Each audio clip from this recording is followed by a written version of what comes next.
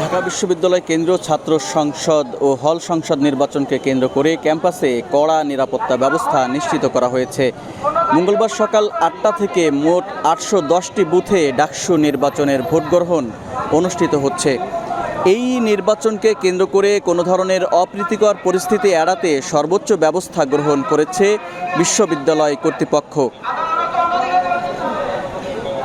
ঢাকা বিশ্ববিদ্যালয় ক্যাম্পাসে প্রবেশে প্রতিটি গেটে আনসার পুলিশ, বিজিবির পাশাপাশি রোভার স্কাউট ও বিএনসিসি সহ অন্যান্য স্বেচ্ছাসেবী সংগঠনের সদস্যদের মোতায়েন করা হয়েছে। ক্যাম্পাসে প্রবেশের জন্য পরিচয়পত্র দেখাতে হচ্ছে।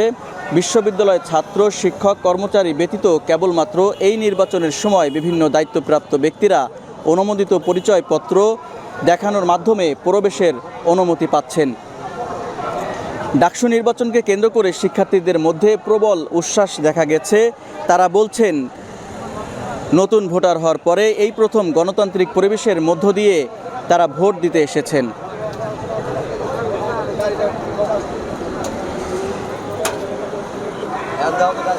এই মুহূর্তে আমি রয়েছি জাতীয় জাদুঘরের সামনে এবং শাহবাগ থানার সামনে যে বিশ্ববিদ্যালয়ে প্রবেশের যে গেটটি রয়েছে সেই গেটে।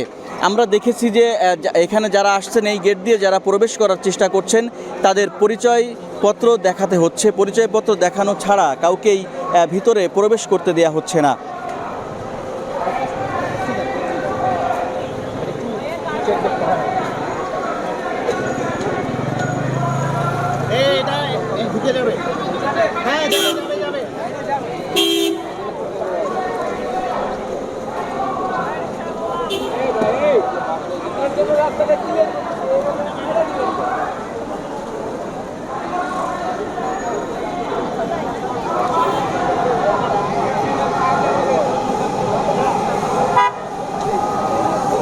দর্শক, এই মুহূর্তে আমরা কথা বলার চেষ্টা করব এখানে দায়িত্বরত একজনের সঙ্গে। জি, আমরা দেখলাম যে আপনারা আইডি কার্ড চেক করছেন, আসলে এখানে আপনারা কি দায়িত্ব পালন করছেন?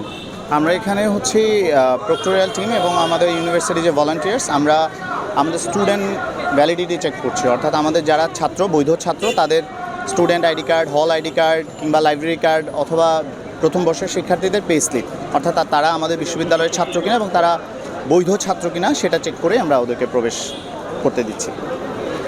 দর্শক, শুনলেন যে এখানে যাদেরকে অনুমোদিত বৈধ কার্ড রয়েছে তাদেরকেই আসলে প্রবেশ করতে দেয়া হচ্ছে, তাছাড়া আসলে কাউকেই প্রবেশ করতে দেয়া হচ্ছে না।